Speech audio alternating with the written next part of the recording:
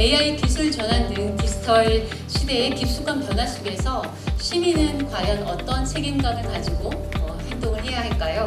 저희는 책임감 있는 시민의 역할과 가치에 대해 오늘 이 자리에서 깊이 있게 논의해보고자 합니다. 2024 서울 디지털 시민성 교육 컨퍼런스에 함께해 주신 여러분 환영합니다. 우리는 이 자리에서 디지털 시민으로서의 역할을 새롭게 정의하고 AI 시대의 도전과 기회를 함께 고민하는 시간을 가지게 될 것입니다. 새로운 이 기술을, 생성형 인공지능 이 기술을 우리가 어떻게 고민할까 이제 고민하다가 이제 오늘 말씀드릴 얘기는 부정적 시선이지만 그렇다고 해서 이걸 없애버릴 수는 없고 우리가 이걸 사용하면서 우리가 어떤 것들을 생각해 봐야 될까.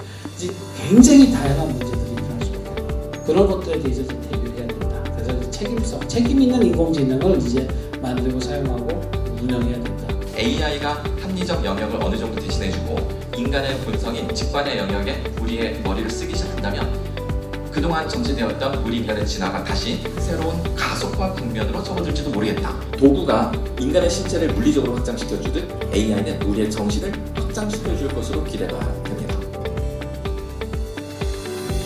결국은 인공지능은 하나의 함수라고 보면 됩니다. 정보의 생성을 인공지능이 하기 시작하고, 그러니까 정보의 전달만으로 이 정도의 성공을 이루었는데 이제 정보의 생성까지 패러다임이 바뀌고 있는 거고, 그러면은 얼마나 어떻게 빠르게 성장할지는 알 수가 없어요. 생산성이 향상이 되잖아요, 인공지능을 통해서. 그러면 사실은 뭐 위기이자 기회이기도 합니다. 문제를 자기가 정의하고 그걸 풀 때 AI를 활용하는 어떤 AI 리터러시가 좀 높아져야 된다고 생각을 합니다. 먼저 이제 의료와 같은 공공 서비스에서 AI가 의사결정을 하는 게 적합한가? 우리 이런 것들을 한번 생각을 해봐야 되겠죠. 중요한 건 뭐냐면 내가 어떤 미디어가 필요한지 선택할 줄 알고, 그 다음에 내가 필요한 콘텐츠에 접근할 줄 알고, 그리고 내가 불필요한 콘텐츠는 차단할 줄 아는 그런 어떤 통제 능력까지 포함되어 있는 것이다 라고 이제 이해를 해주시면 좋겠고요.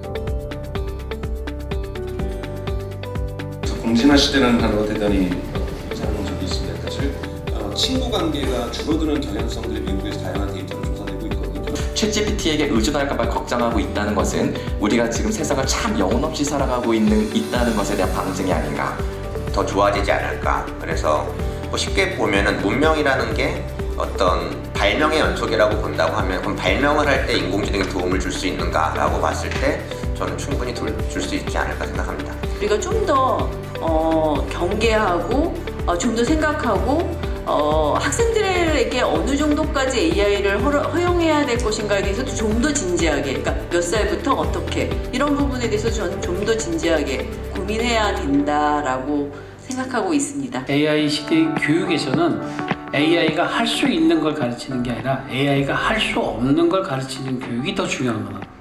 리즈닝 머신이라는 것, 추론 엔진이라고 하는 것을 창의적 기계라고 우리가 해석할 수는 없는 거고요. 이런 식으로 좀 비판적인 사고와 또는 또 시민성이라든지 또는 시민성과 함께 대중성 이런 부분들도 고민하고 있는 이런 자리는 되게 뜻깊었다고 저도 생각이 듭니다. 그래서